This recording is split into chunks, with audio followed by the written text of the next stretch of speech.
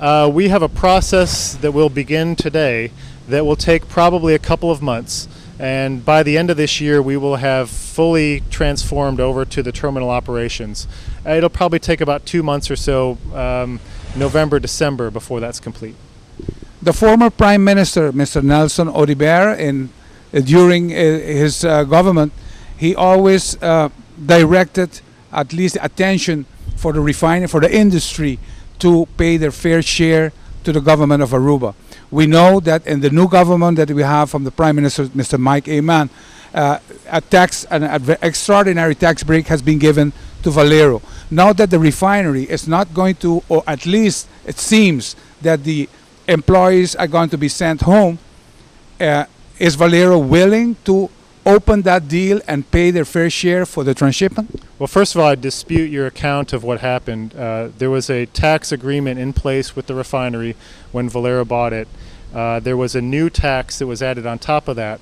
Valero disputed that tax because we felt it violated the agreement that we had. We reached a settlement after Prime Minister Ayman took office with the government regarding Valero's payment of taxes. So I would say that Valero's paid its share of taxes, fair share of taxes, all along, that we had a dispute. This present government under Prime Minister Ayman helped us settle that dispute. That has allowed, that settlement over that tax dispute, allowed the refinery to restart after the first economic shutdown. Back in July 2010, I came down to Aruba to announce that we were restarting the refinery back up. It allowed Valero to keep employees on the payroll during the 18 months that refinery was shut down, and it allowed Valero to keep the refinery on the payroll for the last 6 months after the refinery's been shut down for economics. So even though we haven't been producing anything, we were losing a lot of money here in Aruba, we've continued to pay the employees, and that's because of the cooperation that we receive from Prime Minister Ayman and his government. I'm sure from the employees' part, from the employee, they would love to Valero to remain. Has been one of the best companies that we had refining in the last years on the island.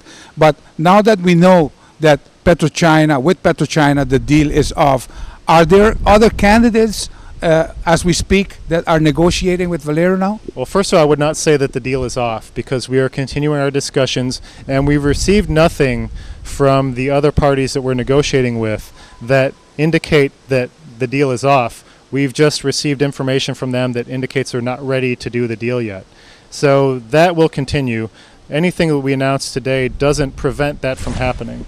In fact, it may help it continue forward once they realize that now there's some certainty around the refinery.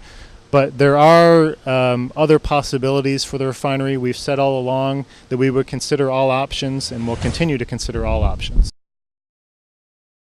We know that China has some deals with Venezuela, which is loan for crude, and at the moment there's a huge amount in favor